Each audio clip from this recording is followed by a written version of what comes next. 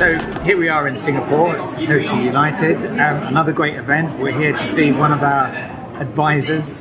He's here on a couple of boards. We're also here to network and get to know people, have a look at some other ICOs, and primarily to show the Evident Proof platform and to get together with some potential token buyers. It's going to be a great event. Really looking forward to it. So the next generation of cryptocurrencies, they're going to be smarter.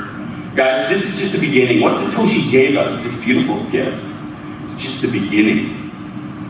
You know, what's next is what's going to be beautiful. And this is where I get into arguments with Bitcoin maximalists all the time, like who believe that, you know, Bitcoin is the beginning and the end. It's not. Bitcoin is the beginning. And the next generation of smart tokens that are being worked on at MIT and Harvard and Stanford and, you know, Oxford and Cambridge and many universities in the world right now are smarter. They're using AI. They're able to balance. They're able to control actually fluctuation in pricing. And, you know, we're this convergence of AI and cryptocurrency is going to change the landscape completely. NASDAQ, New York Stock Exchange, all these guys are already looking at our exchanges. They're moving in our direction.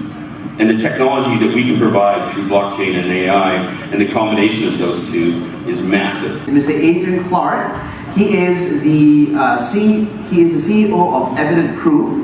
It's a company that combines blockchain technology with proprietary IP to create a solid new data service. It's quite fascinating. Now, Adrian Clarke was a CTO and innovative director of Microsoft UK. He's been a software engineer since the age of 21 years old and is always at the leading edge of new technology. So this is going to be quite fascinating and interesting to see the different minds discussing the various things. So, can we give it a big round of applause, please?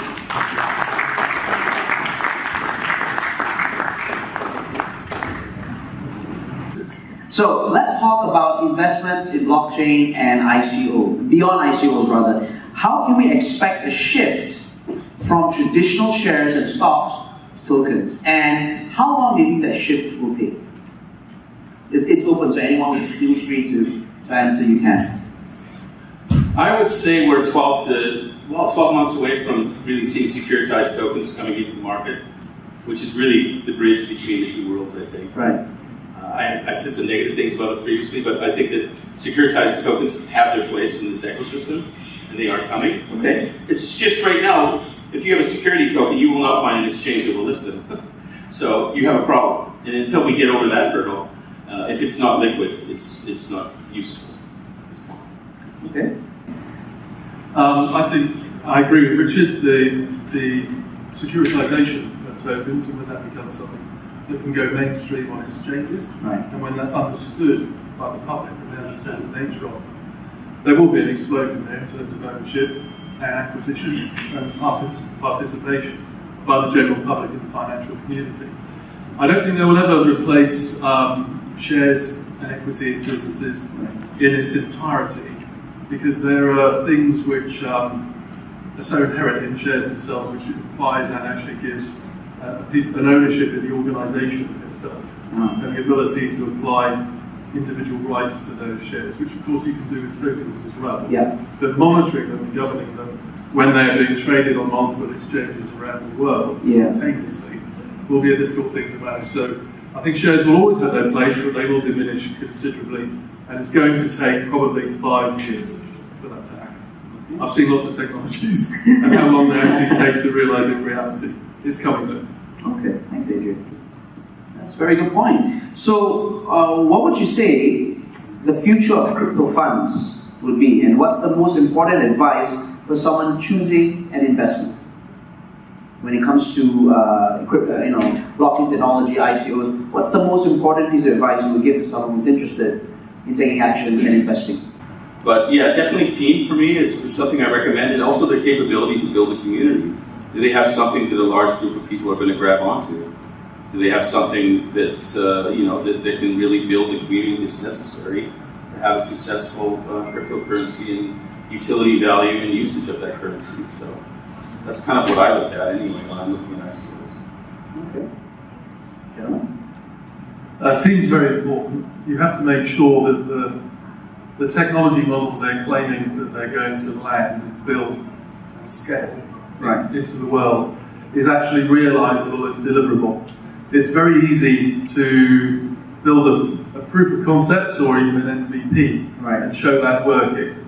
But taking that to an enterprise global scale level in a secure and robust manner, and one where you can deploy the technology, manage it and maintain it in a cost-effective manner, is a totally different thing. I've often seen projects at MVP stage which work fine, but when you look into the architecture, and you look at how they need to scale and be secured, and the cost of managing and maintaining the data and the transactions, for example, in a lot of cases the security that's required in these platforms is very heavy, and they need multiple encryptions.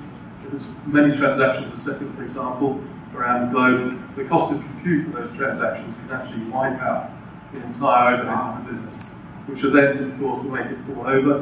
Then you'll have a bunch of token holders with their platform to support them. So that's very important.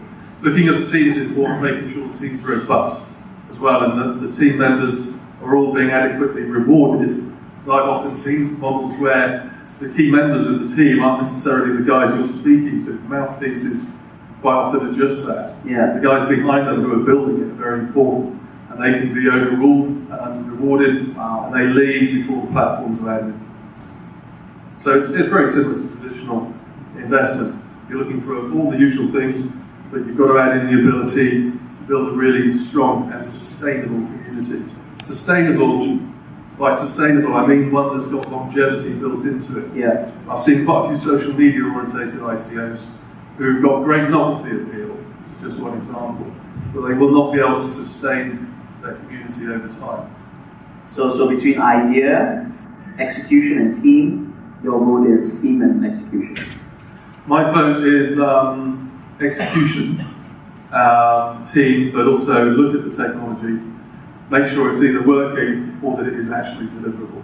And to do that, you need a tech expert to go and look at it. Thank you, Adrian. So let me just ask everyone this. Can investment in blockchain and crypto projects drive sustainable and smart development? Given the energy usage concerns that we have now regarding blockchain technology, how sustainable can it be in the future? And can crypto projects drive that sustainability and smart development? People can vote with their feet or their tokens, if you like, to support projects. Human beings, the average Joe in the street, is far more likely to support a project that's of benefit to the planet than a government is, or much faster and more effectively. So you see a lot of ICOs raising, ITOs raising up with green agendas, green projects. They're getting funded from the market. That's one thing. When you look at the efficiency and the cost and the energy that's absorbed into driving the crypto ecosystem at the moment, that doesn't look so good, but it's going to get a lot more efficient over time. When you compare what's happening now with the amount of trees, for example, that have been chopped down to build all of the currency on the planet, we could just remove that, or even 10% of it, through people using cryptocurrencies, electronic transactions, and changing the curve on that in terms of the graph. That in itself would have a huge element of sustainability. It would cut down on carbon emissions as well. Okay, very cool. All right, well, with that, let's wrap up the discussion. Thank you guys very much for your input and your time. Can we give them a big round of applause, please? So hi there. So we're at Satoshi United in Singapore, and how do you feel about the conference and where we're going from here? Yeah, conference is okay here. We've met some very interesting people, caught up some of our advisors, which is good. Richard Kastelein is here. I got to see a couple of his talks today. They've been really, really useful. And we've come along with some of our other partners and token holders. So we've got Sheldon, who's here, who's going to be coming along with us over to Bangkok at the weekend, where we're going to the Hybrid Summit. And Singapore seemed a good place to come and visit, because of what's happening with the blockchain over here at the moment, and also we've been in Korea over the weekend at the Blockchain Partner Summit, which went really, really good for us. Made lots more partners and contacts there, and then we come to Singapore to pick up here before we move on to Bangkok at the weekend. So yeah, really good, and it's a lovely location. Some great people. What do you think about coming to this conference? Do you think it was worth coming along? Definitely. We've made a couple of contacts and we've also managed to get Adrian a panel seat, which was amazing because we managed to get his name out up on the board and in front of everybody. Great, thanks.